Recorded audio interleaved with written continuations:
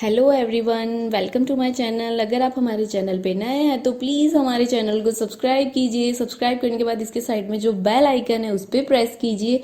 यहाँ आपको ऑल का ऑप्शन मिलेगा, उस पर सेलेक्ट कीजिए सो दैट हमारे नए वीडियोस की अपडेट आपको मिलती रहेगी। हमारे वीडियोस देखने के बाद उन्हें लाइक कीजिए, शेयर कीजिए सभी के साथ। शेयर करने के बाद प्लीज़ नीचे जाके कमेंट करके बताइए कि आपको हमारे वीडियोस कैसे लगे। Thank you so much. Good morning बच्चों। आज हम कक्षा 4 विषय गणित में पाठ 1 पढ़ने जा रहे हैं। पाठ 1 हमारा आज है ईंटों से बनी इमारत। ईंटों से बनी इमारत में आज हम ईंटों के बारे में कुछ जानकारी लेंगे। ईंटों के बारे में जानकारी हमें लेना है, जैसे कि यहाँ पे हमारा ईंट का चित्र दिया हुआ है। तो इस चित्र में हमें कितनी सतह दिखाई दे रही है ईंटों की? तो 1 2 3, हमें 3 सतह यहाँ ईंटों की दिखाई दे रही है। इसी प्रकार से हम इस पूरे चित्र को क्या कह सकते हैं वो सब भी आज हम जानेंगे। जैसे कि पहला हमारा प्रश्न है, ए की ओर से आकार कैसा दिखाई देता है? ए की ओर से आकार कैसा दिखाई दे रहा है? जैसे कि हमारा ए है, यहाँ पे दिया हुआ है, तो ये हमने ये लाइन की हुई है। हमारा आमने सामने का चित्र, जैसे कि ये हमें आमने सामने की लाइन, ये और ये दोनों एक समान है और ये दोनों एक समान है। तो अगर आमने सामने की दोनों भुजाएं समान होती हैं तो उसको हम आयत कहते हैं। क्या कहते हैं? आयत। तो इसी प्रकार से ए की ओर से आकार कैसा दिखाई दे रहा है हमारा? तो आयत की तरह। तो यहाँ हम लिख देंगे आयत। इसी प्रकार से हम आगे बढ़ेंगे। हमारा दूसरा प्रश्न है, बी की ओर से आकार कैसा दिखाई देता है? तो बी की ओर से हम बी पे जाएंगे, ये हमारा बी है। अब बी में भी हमें आकार कैसा दिखाई दे रहा है?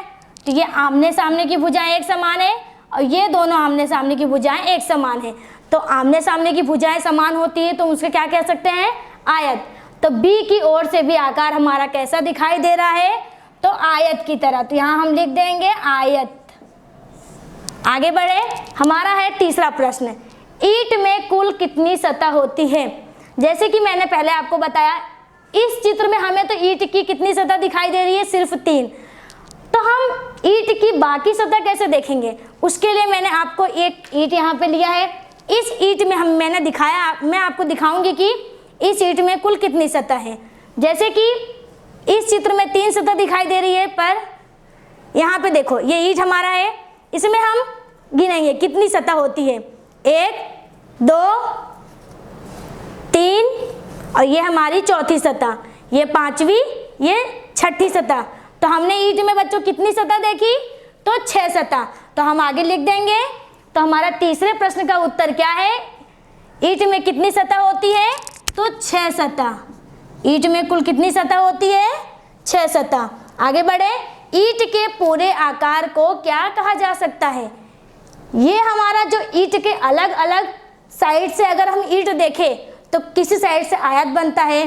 जैसे ए की साइड से हमारा आयत बन रहा है, बी की तरफ से भी हमारा आयत बन रहा है। पर इस पूरे चित्र को देखा जाए, ईंट के पूरे चित्र को हम क्या कह सकते हैं? तो लंबघन। क्या आएगा? लंबघन।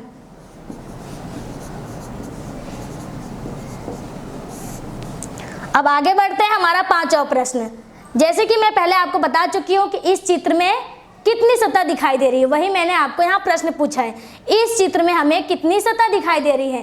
तो आप सब बता सकते हो। इस चित्र में हमें 3 सतह दिखाई दे रही। कितनी? 3। तो आगे हम अगला टॉपिक लेते हैं। जैसे कि तो बच्चों हम आगे हमारा दूसरा टॉपिक देखेंगे, मजबूत दीवार। मजबूत दीवार में यहाँ 2 बच्चे हैं, जैनब और मुनिया।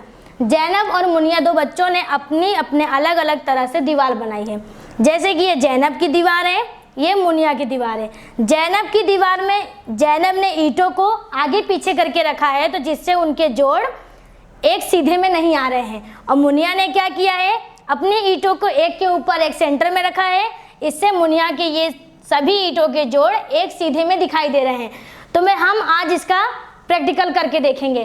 तो मैं ईंटों का उपयोग करके आपको प्रैक्टिकल करके दिखाती हूँ। जैसे कि ये हमारे ईंट है, हम ईंट को लेंगे। जैसे जैनब ने हमारे ईंट की दीवार बनाई है, हम जैनब की तरह ईंटों को इस तरह एक के ऊपर एक सेंटर में रखेंगे। जैसे कि नीचे हमने 2 ईंट रख ली और ऊपर की ईंट हमने थोड़ा सा सतह खसका कर बीच में रख लिया। इससे हमारे जोड़ एक के ऊपर एक नहीं आएंगे। जैसे कि एक का जोड़ यहाँ आएगा, दूसरे का जोड़ यहाँ आएगा और यहाँ पे इसका जोड़ आएगा, तो ये हमारे जैनब की तरह हमारी दीवार हुई। अब हम मुनिया की तरह दीवार बना के देखेंगे। जैसे कि ये मुनिया की दीवार में मुनिया ने क्या किया है, ईंटों को एक के ऊपर एक सीधे सीधे रख दिया है। इसमें अगर हम साइड में यहाँ पे ईंट रखते हैं तो ये हमारे सारे जोड़ एक सीधे में आते हैं। तो मुनिया ने हमारे इसी प्रकार से दीवार बनाई है। तो हमारी मुनिया की दीवार ज़्यादा मजबूत है कि जैनब? तो हम अब ईंटों के इस प्रैक्टिकल पर से हम जान सकते हैं कि इन दोनों दीवारों में से जैनब की दीवार ज़्यादा मजबूत है। और हमने देखा है हमारे जब घर मिस्त्री बनाते हैं तो हम जैसे जैनब ने दीवार बनाई है उसी प्रकार से हमारे घरों में भी ईंट लगाए जाते हैं। जो मुनिया ने दीवार बनाई है ये इस तरह से दीवार तो हम बना सकते हैं, पर यह दीवार हमारी मजबूत नहीं होगी। तो आगे का बच्चों हम अगले लेक्चर में देखेंगे। आज के लिए बस इतना ही। धन्यवाद।